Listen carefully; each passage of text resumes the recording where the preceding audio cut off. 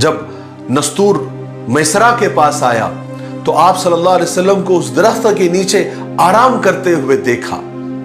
तो मैसरा से पूछा कि वो नौजवान कौन है।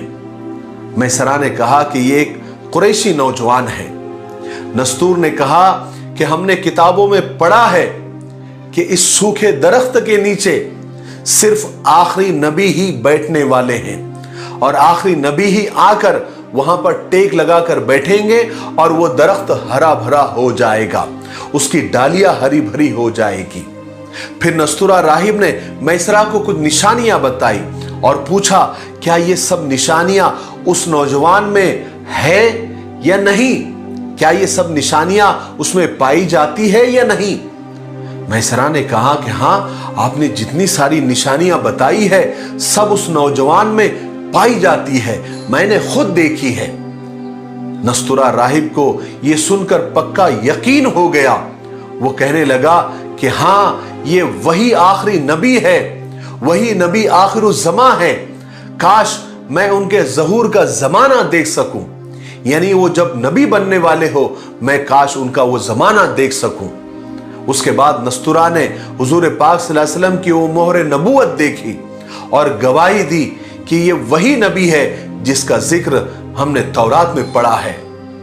मैसरा इन सब बातों को देखकर हैरान हो रहे थे और उधर जिस तरह बुसरा के बाजार में हुजूर पाक सल्लल्लाहु अलैहि वसल्लम ने पहली बार लेन देन किया और ताजिरों के साथ मामलात और व्यवहार किए, जैसा कोई बहुत बड़ा तजुर्बेकार ताजिर और बिजनेसमैन किया करता है, जहां पर लोग धोखा देकर, झूठ बोलकर, कम तोलकर पैसा कमाने के चक्कर में होते हैं, दौलत कमाने के चक्कर में होते हैं, वहां पर हुजूर पाक सल्लल्लाहु अलैहि वसल्लम ने ईमानदारी से झुकता तोलकर एक नया रिकॉर्ड बना दिया।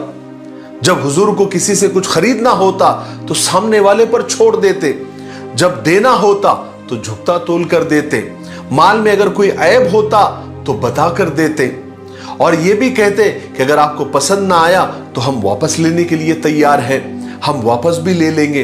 तो सारा बाजार हैरान था और इस कदर नफा हुआ, इस कदर मुनाफा हुआ जो पहले कभी नहीं हुआ था। इसी वजह से मैसरा हुजूर पाक सल्लल्लाहु अलैहि वसल्लम के पास आए और कहने लगे कि मोहम्मद, हम खदीजा के लिए 40 साल से तिजारत कर रहे हैं, बिजनेस कर रहे हैं, मगर इस बार जो हमको नफा हुआ, जितना मुनाफा हुआ, जितना प्रॉफिट हुआ, उतना कभी भी नहीं हुआ।